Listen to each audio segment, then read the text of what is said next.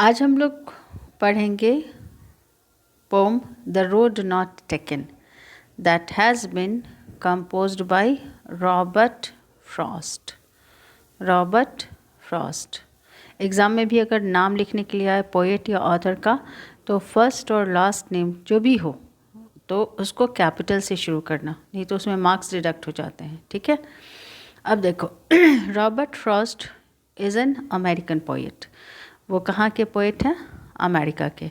जो कि उनके पोम का लैंग्वेज बहुत ही सिंपल होता है बट इंसाइटफुल यानी उनकी बहुत अंडरस्टैंडिंग। वो जो भी उनके पोम देखने में लैंग्वेज तुमको बहुत सिंपल लगेगा लेकिन बहुत डीप अंडरस्टैंडिंग होती है, जैसा कि इस पोम में भी तुम देखोगे। So here let's start this well known poem. Well known के लिए दूसरा वर्ड क्या होगा? फेमस। ये जो पोम है ये बहुत ही फेमस है। Is about making choices. और ये पोम किस चीज़ के बारे में है? जो हम डिसीज़न लेते हैं या चॉइसेस चुनते हैं अपने लाइफ में, उसके बारे में है। And the choices that shape us. Decision के बारे में और उसका क्या परिणाम होता है उसके बारे में। ठीक है। अब यहाँ पर देखो द रोड नॉट टेकन। पहली बार अगर इसको कोई भी इस टाइटल को पढ़ेगा तो उसको लगेगा कि road, this poem is about road, but here road refer to what? Choices और डिसीज़न। इसको याद रखना, चॉइसेस और डिसीज़न। ठीक है, तो रोड किस चीज़ को सिंबलाइज करता है? चॉइसेस और डिसीज़न को। इस पोम में कुल कितने स्टैंजाज हैं? 4 हैं। देखो 1 2 3 एंड 4। अब देखो जब भी किसी पोम को हम शुरू करते हैं, पढ़ना शुरू करते हो, तो सबसे पहले उसकी राइमिंग स्कीम देखो। मतलब ये देखो कि पोम में राइमिंग स्कीम है या नहीं।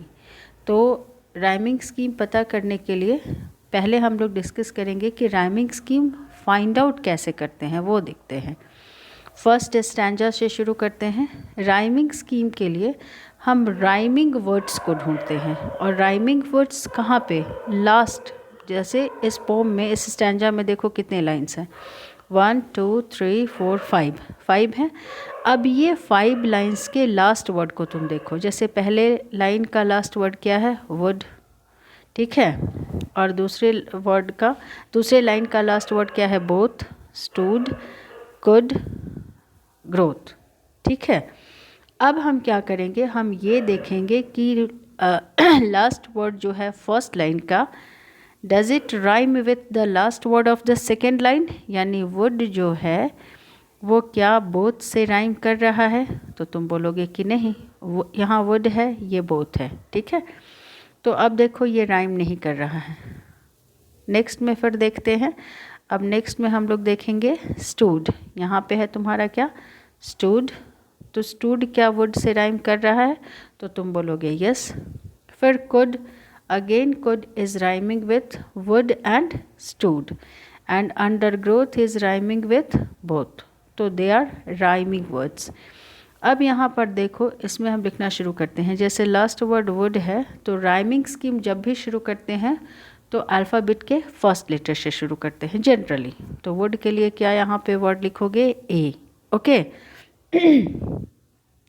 नेक्स्ट वर्ड हो गया बोथ। तो both does not rhyme with would, तो बोथ के लिए कौन सा वर्ड लेटर लिखोगे? बी। फिर देखो स्टूड। स्टूड क्या वुड या बोथ से राइम कर रहा है? तो तुम बोलोगे यस। स्टूड किस से राइम कर रहा है? Would say. और वुड के लिए तुमने पहले में क्या वर्ड लेटर यूज़ किया? ए। तो since stood is rhyming with would and for would we have used letter A, so यहाँ पे भी इसके लिए क्या लिखोगे? A. Could, again could is rhyming with would and stood, so फिर यहाँ पर तुम लिखोगे ए। लास्ट वर्ड जो है वो है अंडर ग्रोथ। अंडर ग्रोथ किस से राइम कर रहा है? बोथ से, और बोथ के लिए तुमने क्या लेटर दिया है? बी। तो देखो यही इसका राइमिंग स्कीम हो गया। इस स्टैंजा का क्या राइमिंग स्कीम हुआ? A B A B. ठीक है, तो यहाँ पर देखो लिखने में नहीं हो रहा है, इसको ऐसे देख लो, ए बी बी। ओके, ये फर्स्ट स्टैंजा का हो गया। ऐसे करके मान लो कि तुम्हारा नेक्स्ट में आया फेयर, तो फेयर तो इसमें से किसी वर्ड से राइम नहीं कर रहा है, तो फेयर के लिए अब तुम नया लेटर क्या यूज़ करोगे? सी। क्लेम भी किसी से राइम नहीं करा, तो क्लेम के लिए वर्ड यूज़ करोगे D. But where is rhyming with fair, और फेयर के लिए तुमने क्या लेटर यूज़ किया? सी, तो यहाँ इसके लिए भी सी यूज़ करोगे। देयर के लिए भी सी। फिर same is rhyming with claim, और क्लेम के लिए तुमने कौन सा लेटर यूज़ किया? डी। ठीक है, ऐसे करके लेटर आप आगे चेंज करते जाएंगे।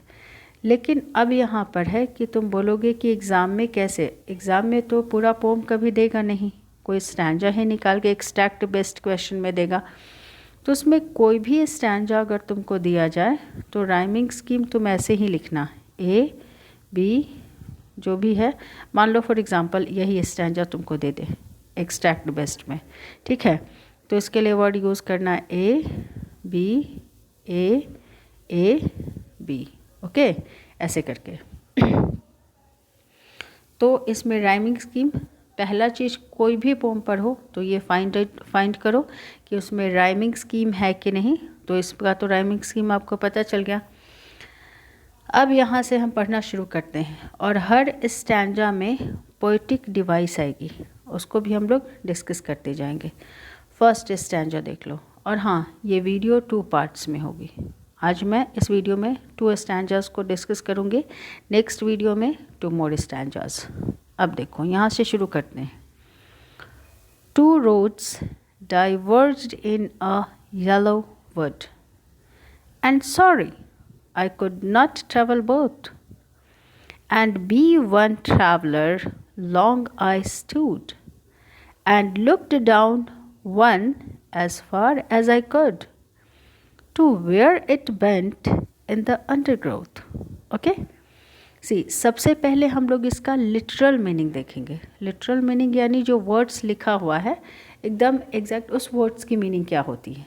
उसके बाद हम उसको समझेंगे कि वो सिंबलाइज क्या करता है।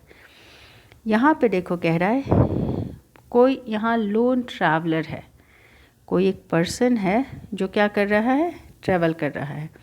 यहाँ पिक्चर भी देखना, जैसे देखो यहाँ पे कोई पर्सन है, ये जा रहा है, ठीक है, और सामने इसके क्या है? सड़क है। अभी तो ये सीधा चला जा रहा है, लेकिन फिर क्या हो रहा है कि ये रोड डाइवर्ज हो रही है। दिस इज़ कॉल्ड डाइवर्जन, ये 2 डायरेक्शन में जा रहा है।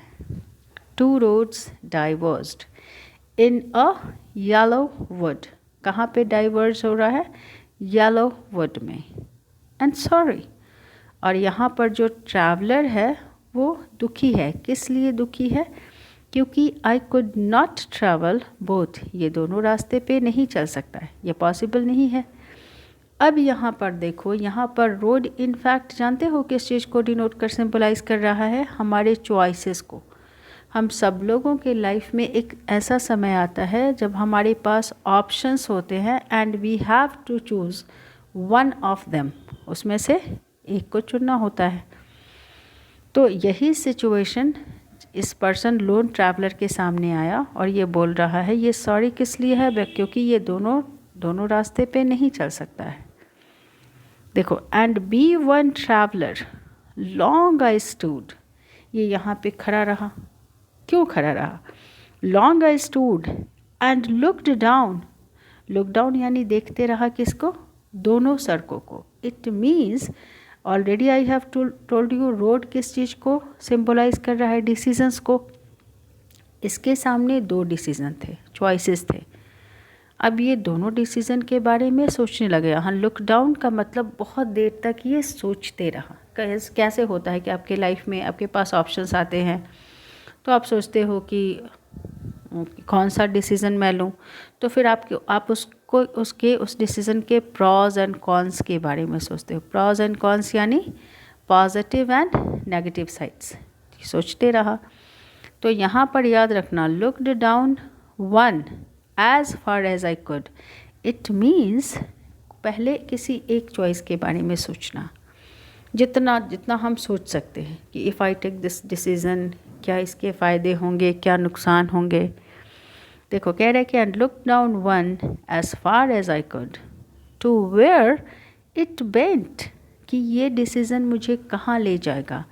इन द अंडर ग्रोथ, यानी अगर मैं इस पर्टिकुलर पहले फर्स्ट डिसीज़न के बारे में ट्रैवलर सोचता है कि अगर मैं ये डिसीज़न लूँ तो ये मुझे कहाँ ले जाएगा। अंडर ग्रोथ यानी आप जितना सोच सकते हो किसी पॉइंट के बारे में वो सोचते रहा, ठीक है।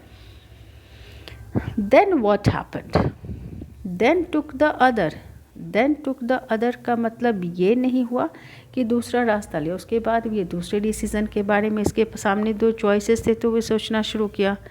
Then took the other just as fair and having perhaps the better claim। और फिर दूसरी चॉइस के बारे में इसने सोचा, इसको लगा कि शायद ये डिसीज़न ज़्यादा अच्छा होगा, perhaps the better claim। क्यों ऐसा लगा पोएट को कि दूसरा डिसीज़न ज़्यादा अच्छा है? बिकॉज इट वॉज ग्रासी, क्योंकि ये रास्ता क्या था? देखो, रास्ता या रोड जब भी आए it means what, decision. Because it was grassy and wanted wear means choices था, तो जब सेकंड चॉइसेस के बारे में सोचा इसने तो सोचा कि नहीं ये डिसीज़न लेते हैं। ये क्या है? ग्रासी एंड वांटेड, यहाँ ग्रासी रोड के लिए यूज़ किया, लेकिन ग्रासी का मतलब उस पर कोई नहीं चला था उस सड़क पे। इट मीन्स व्हाट, उस डिसीज़न को बहुत कम लोगों ने लिया था, मतलब एडवेंचरस था, न्यू था something. Wanted wear means that has not been used. As for that the passing, लेकिन बहुत सोचने के बाद और प्रॉज और कॉन्स को मतलब पॉन्डर करने के बाद had warned them really about the same। लेकिन पोएट को लगा कि ये भी क्या है, had warned them really about the same, उसको लगा कि ये भी सेम ही है, ठीक है।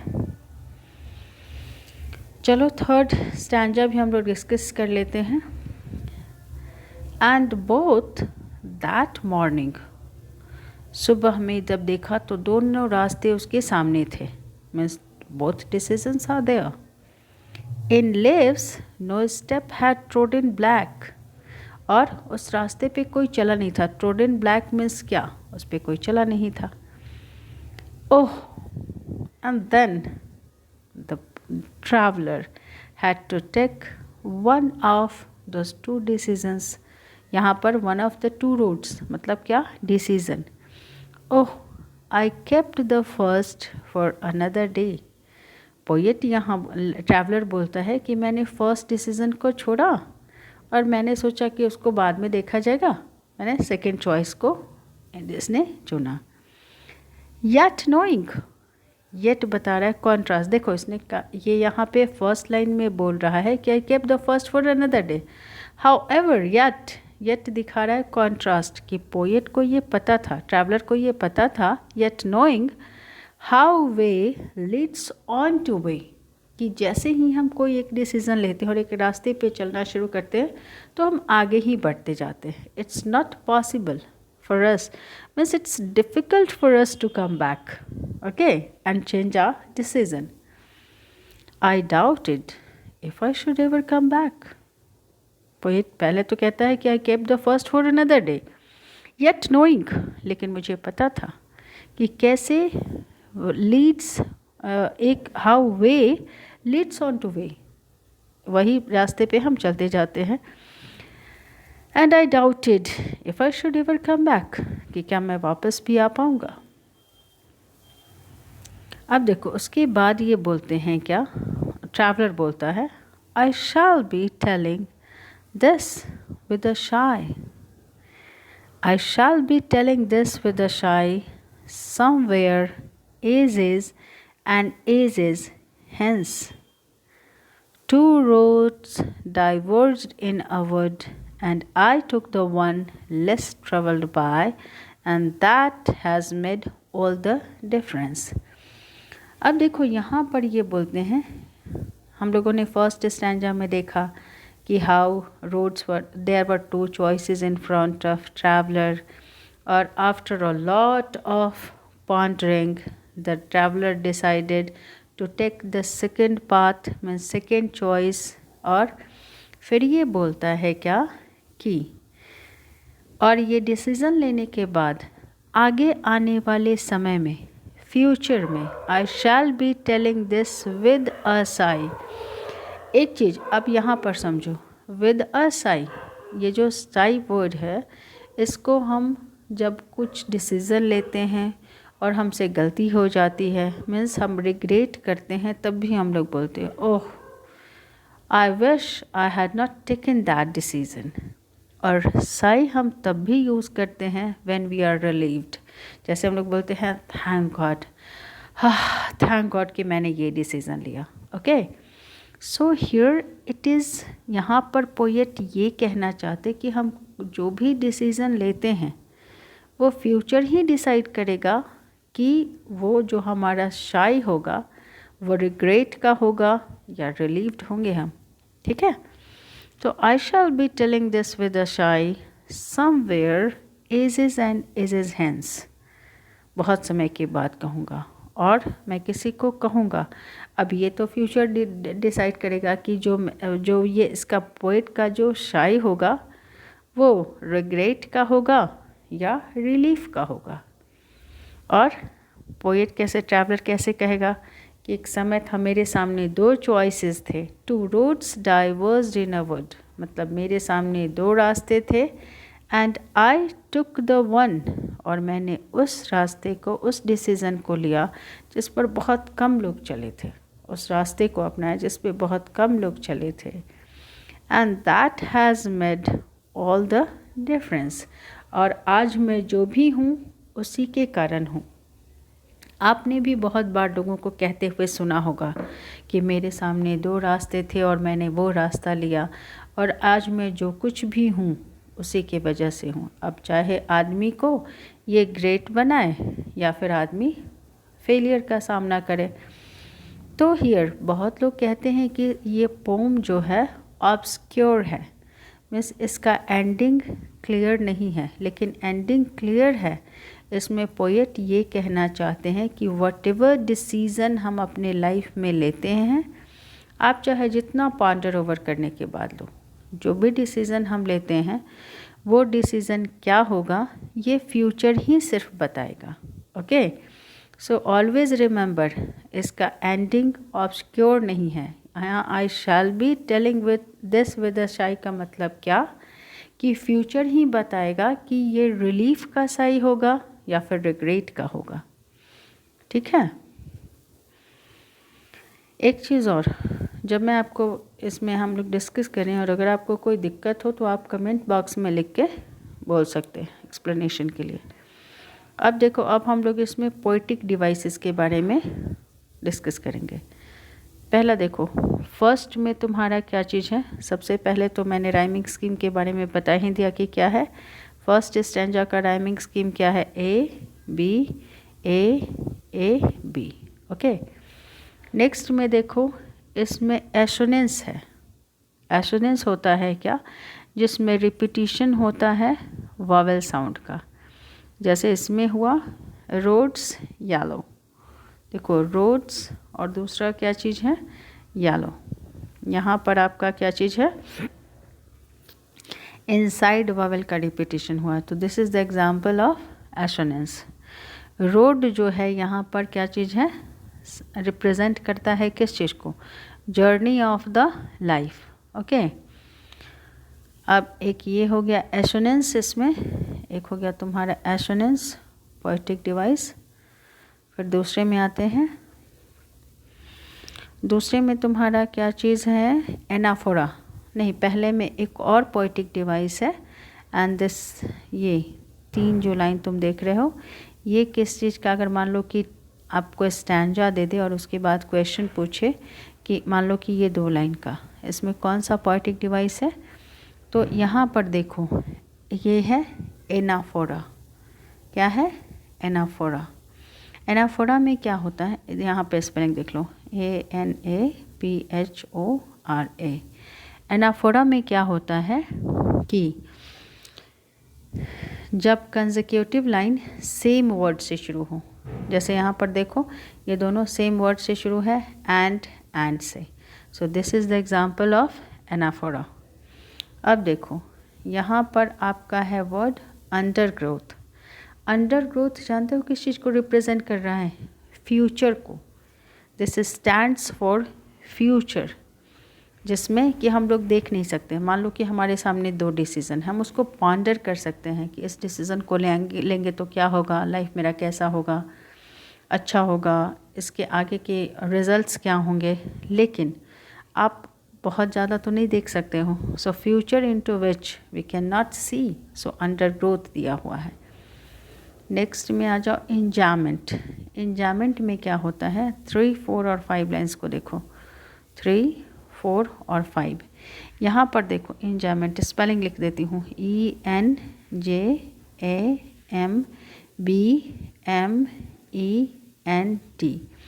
इसमें इंजामेंट बी साइलेंट रहता है।